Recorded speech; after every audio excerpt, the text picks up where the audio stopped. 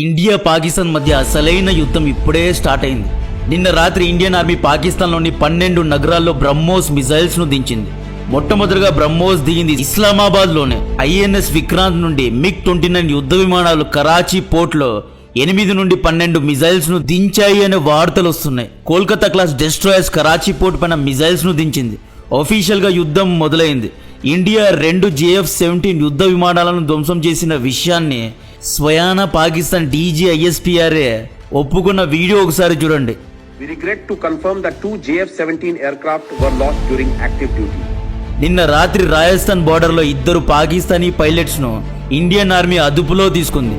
ఒక American made F-16 యుద్ధ విమానాన్ని, పాకిస్తాన్ తమ క్రౌన్ జెవల్ అని చెప్పుకు తిరిగే F-16 యుద్ధ విమానాన్ని ధ్వంసం చేయడం జరిగింది. 2 Chinese made JF-17 4th generation యుద్ధ విమానాలను జైసల్మేర్ అండ్ అఖ్నూర్ లో ధ్వంసం చేశారు. రాజస్థాన్ బార్డర్ లో దొరికిన 2 పాకీ పైలట్స్ లో ఒకడు American made 4th generation F-16 యుద్ధ విమానాన్ని నడిపాడు అనే వార్తలు వస్తున్నాయి. ఇంకొక పైలట్ చైనీస్ మేడ్ JF-17 యుద్ధ విమానాన్ని నడిపాడు. How was the tea Pakistan ఇల్లారా? ఈ దెబ్బ ఎలా ఉంది? అభినందన్ గారిని పట్టుకొని ఎన్ని నాటకాలు ఆడారా?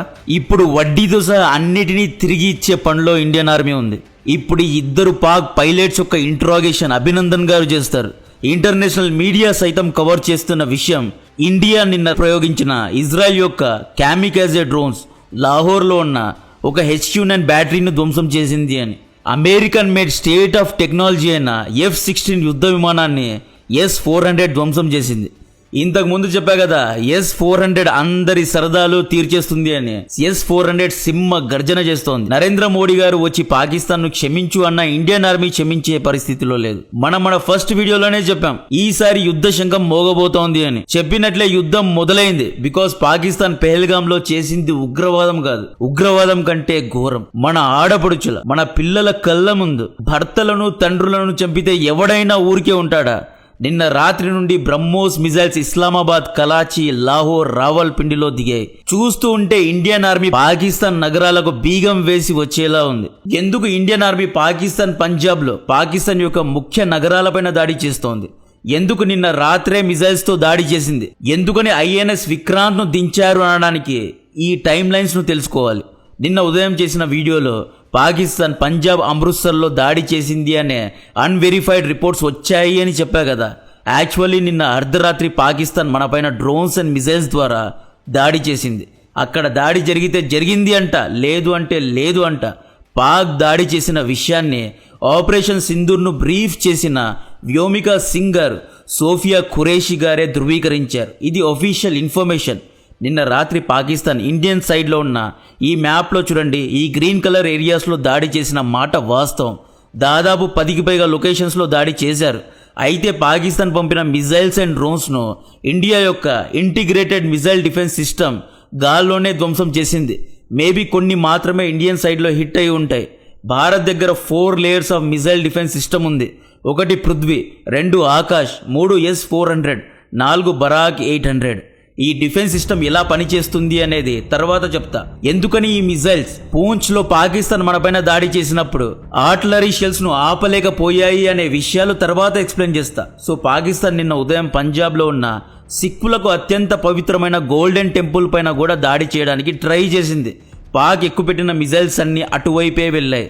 వీళ్ళ గుంటనక ప్లాన్ ఏంటి అంటే, గోల్డెన్ టెంపుల్ పైన ఫస్ట్ దాడి చేసి ఇండియన్ ఆర్మీనే గోల్డెన్ టెంపుల్ పైన దాడి చేసింది, మిసైల్స్ ను మిస్ఫైర్ చేసింది అనే ప్రచారం సోషల్ మీడియాలో ప్రోపగెండా చేసి ఇండియన్ సిక్కులు మరియు ఖాళీస్థాన్లో ఇండియన్ ఆర్మీతో గొడవపడేలా చేయాలి, ఇండియా లోపల సివిల్ వార్ రేపాలి అని చూశారు. గేమ్ అర్థం చేసుకోండి. పూంచ్ లో కూడా వీళ్ళు గురుద్వారా పైన దాడి చేశారు. 6 మంది సిక్కులను చంపేశారు. వీళ్ళు కావాలనే సిక్కులను టార్గెట్ చేస్తున్నారు. భారత్ లో ఉన్న భారతీయులు ఇప్పుడు చాలా జాగ్రత్తగా ఉండాలి.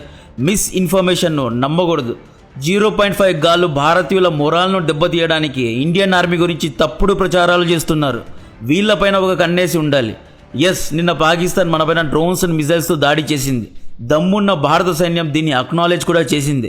అయితే పాకిస్తాన్ మిజైల్స్ ను మనం గాల్లోనే ధ్వంసం చేశాం. పాక్ పంపిన ఏ ఒక్క మిజైల్ మన క్రిటికల్ ఇన్ఫ్రాస్ట్రక్చర్ పైన దాడి చేయలేదు. సో ఈ పాకిస్తాన్ దుస్సాహసానికి ప్రతీకారంగానే నిన్న ఉదయం 9 గంటల నుండి పాకిస్తాన్లో లాహోర్లో, కరాచీలో, రావల్పిండిలో, గుజ్రాన్వాలా ఇలా 9 నగరాలపైన మనం క్యామికాజే రాక్షసి డ్రోన్స్ ను పంపి దాడి చేశాం. దీని గురించి ఆల్రెడీ నిన్న రాత్రి వీడియో చేశా. అయితే నిన్న ఈ క్యామికాజే ఇజ్రాయలీ డ్రోన్స్ లాహోర్లో ఉన్న పాకిస్తాన్ HQ-9 మిజైల్ డిఫెన్స్ సిస్టమ్నే ధ్వంసం చేసింది. ఇది కదా న్యూస్ అంటే. ఈ విషయాన్ని స్వయాన ఇండియన్ ఆర్మీ నిన్న ప్రెస్ బ్రీఫింగ్లో ఒప్పుకుంది. పాకిస్తాన్లో అమ్మాయిలను అణిచివేసే మద్రసా ఉగ్రవాదులను సోఫియా ఖురేషి అనబడే ఇండియన్ ముస్లిం అమ్మాయి ఉదయం పూట సింహంలాగా చంపి సాయంత్రానికి మీడియా ముందుకు వచ్చి బ్రీఫింగ్ ఇస్తూ ఉంటే ఆ ఫీలే నెక్స్ట్ లెవెల్లో ఉంది. సో నిన్న మన డ్రోన్స్ లాహోర్లో ఉన్న చైనీస్ HQ-9 బ్యాటరీను తగలెట్టేశాయి. ఈ ఒక్క HQ-9 బ్యాటరీ యొక్క విలువ 432 కోట్లు. దీన్ని ధ్వంసం చేయడానికి వాడిన డ్రోన్ యొక్క ధర కేవలం 15 లక్షలు మాత్రమే. ఈ భారత్ దెబ్బకు పాకిస్తాన్ సైన్యం ఫ్యూజులు ఎగిరిపోయాయి. ముఖం ఎక్కడ పెట్టుకోవాలో అర్థం కాని పరిస్థితి. ఈ HQ-9 పైన కెమికజే డ్రోన్స్ ఎలా దాడి చేశాయి అంటే, నిన్న Indian army Israel made Heron kamikaze drones ను వాడింది అని చెప్పా కదా. ఈ డ్రోన్స్ లో ఫ్రీక్వెన్సీ హాపింగ్ రాడార్స్ ఉంటాయి. దీన్ని ఇంకా సింపుల్గా చెప్తా, స్కిప్ చేయొద్దు, బోరింగ్గా ఉండదు, చాలా ఇంట్రెస్టింగ్గా వీడియో ఉంటుంది. పాక్ దగ్గర ఉన్న HQ-9 మిజైల్స్ డిఫెన్స్ సిస్టమ్కు ఒక ఫ్రీక్వెన్సీ ఉంటుంది. దీన్నే సిగ్నల్ లేదా ఛానల్ అంటారు. ఫ్రీక్వెన్సీను హెడ్స్తో మెజర్ చేస్తారు. ఒక హెడ్స్ అంటే సెకండ్కు ఒక వేవ్ అప్ అండ్ డౌన్ అవుతుంది అన్నమాట. 1 కిలో హెడ్స్ అంటే సెకండ్కు 1000 వేవ్స్ అనేవి అప్ అండ్ డౌన్ అవుతాయి అన్నమాట. HQ-9 యొక్క ఛానల్ 3 GHz అనుకోండి. అంటే ఇవి ఒక సెకండ్కు 3 billion times up and down అవుతాయి. ఇండియా పంపిన క్యామికాజే డ్రోన్స్ ఈ ఛానల్ను, ఈ ఫ్రీక్వెన్సీను జామ్ చేస్తాయి అన్నమాట. ఈ 3 GHz ఫ్రీక్వెన్సీ కంటే ఎక్కువ ఫ్రీక్వెన్సీ సిగ్నల్ను పంపి HQ-9ను కన్ఫ్యూజ్ చేస్తాయి. ఎలక్ట్రానిక్ ఇంజనీర్స్ ఎవరైనా ఉంటే దీన్ని కామెంట్స్లో ఇంకా డీటెయిల్గా ఎక్స్ప్లెయిన్ చేయాలి అని కోరుకుంటున్నా. ఇలా జామ్ అయినప్పుడు HQ-9 డిటెక్షన్ శక్తిని కోల్పోతుంది. సో నిన్న మధ్యాహ్నం లాహోర్లో ఉన్న HQ-9 చైనీస్ బ్యాటరీని కేవలం 15 లక్షల డ్రోన్ ధ్వంసం చేసి పడేసింది. ఆపరేషన్ సింధూర్లో చాలా పెద్ద హైలైట్ ఇదే. దీని తర్వాత నెక్స్ట్ హైలైట్ నిన్న రాత్రి జరిగిన బ్రహ్మోస్ దాడులు. మూడవ హైలైట్ పైలట్స్ను పట్టుకోవడం. నాలుగో హైలైట్ అమెరికన్ F-16 యుద్ధ విమానాన్ని ధ్వంసం చేయడం. ఇక్కడ నుండి ఇండియన్ ఆర్మీ అసలు రూపాన్ని చూస్తారు. INS విక్రాంత్ రంగంలో దిగింది అంటే పాకిస్తాన్ రోజులు లెక్క పెట్టుకోవాలి. సో నిన్న మధ్యాహ్నం ఇండియన్ డ్రోన్స్ స్ట్రైక్ చేసిన ఏరియాస్ ఆరెంజ్ కలర్లో చూడండి. ఆల్మోస్ట్ అన్ని పాక్ సిటీస్లో రుద్ర తాండవం చేశారు. ఈ క్యామికాజే డ్రోన్స్ అటాక్కు ప్రతీకారంగా నిన్న రాత్రి 7 లేదా 8 గంటల నుండి పాకిస్తాన్ జమ్మూ కాశ్మీర్లో ఉన్న పఠాన్కోట్, ఉదంపూర్, రజోరీలో పాకిస్తాన్ ఒకేసారి మిజైల్స్ అండ్ స్వామ్ డ్రోన్స్తో దాడి చేసింది. స్వామ్ డ్రోన్స్ అనేవి చాలా డేంజరస్. ఇవి గ్రూప్స్గా వచ్చి దాడి చేస్తాయి అన్నమాట. నిన్న Punjab and Delhi IPL match cancel అయింది కదా. ఫ్లడ్ లైట్స్ చెడిపోయి క్యాన్సల్ అవ్వలేదండి. అక్కడి నుండి కడుపు మండి పాకిస్తాన్ దాడులు చేసింది. కాబట్టే కరెంట్ బ్లాక్అవుట్ చేశారు. మీరు ఇంకా IPL చూసే అవసరం లేదు. ఇంటర్నేషనల్ బార్డర్లో బార్డర్ గవాస్కర్ ఫైనల్ మ్యాచ్ జరుగుతోంది. పాకిస్తాన్ సూపర్ సోనిక్ మిజైల్స్తో బౌలింగ్ చేస్తూ ఉంటే ఇండియా S-400తో బ్యాటింగ్ చేస్తోంది. ఇక నుండి మీరు బ్రహ్మోస్లో బుమ్రాను, INS విక్రాంత్లో విరాట్ కోహ్లీను, రఫేల్లో రోహిత్ శర్మను చూసుకోవాల్సిందే. IPL మ్యాచ్ ఇచ్చే కిక్ అంటే 3 GHz ఫ్రీక్వెన్సీలో బార్డర్లో ఉత్కంఠ నెలకొని ఉంది. So again back to drones.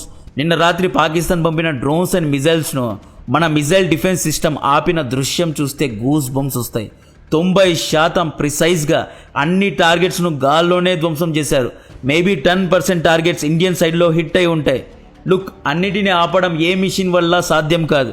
ప్రతి ఒక్క మిషన్లో ఫుల్ ప్రూఫ్ అనేది ఉంటుంది. రేపు పాకిస్తాన్ మిజైల్స్ మన పైన 1-2 హిట్ అయితే ఇండియన్ ఆర్మీ ఏం చేస్తోంది అని గగ్గోల పెట్టద్దు, గొడవ చేయొద్దు. దాడులు ప్రతిదాడుల్లో మన సైడ్ కూడా మిజైల్స్ పడతాయి. రజౌరీ, జమ్మూ కాశ్మీర్, పూంచ్లో ఈ విజువల్స్ చూడండి. పాకిస్తాన్ మిజైల్స్ను దాదాపు 99% గాల్లోనే ధ్వంసం చేసినట్లు తెలుస్తోంది.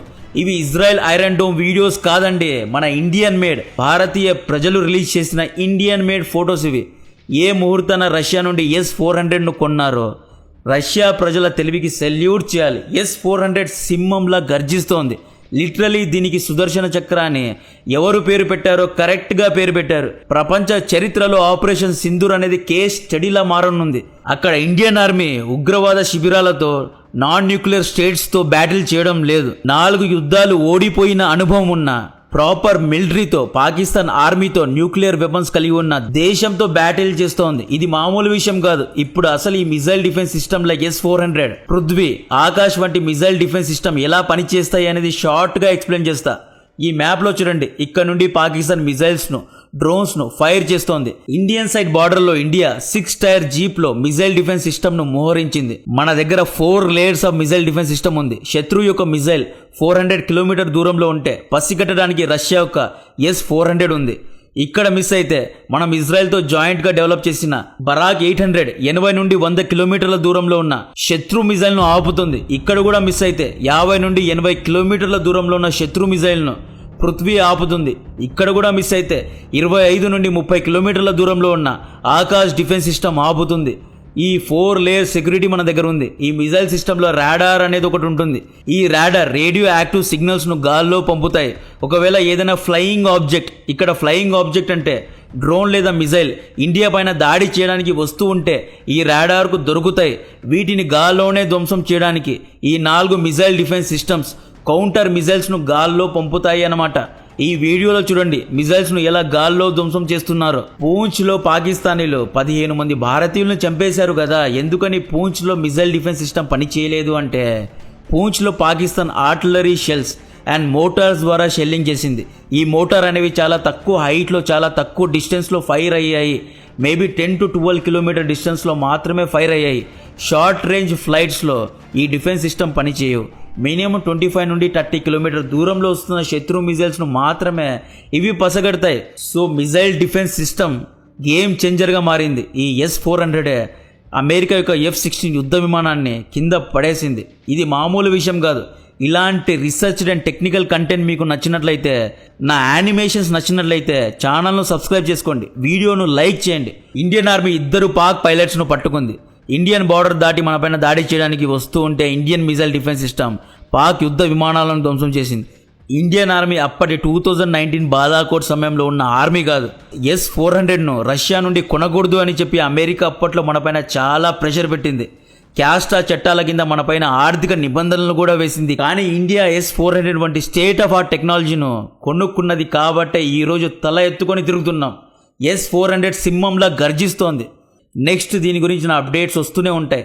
స్టే ట్యూన్గా ఉండండి, మన ఛానల్ను చూస్తుండండి. ఈరోజు 2 వీడియోస్ వస్తాయి లేదా 3 వీడియోస్ అప్లోడ్ చేయడానికి ట్రై చేస్తా. ఎన్నో కొత్త అప్డేట్స్ వస్తున్నాయి. జై హింద్.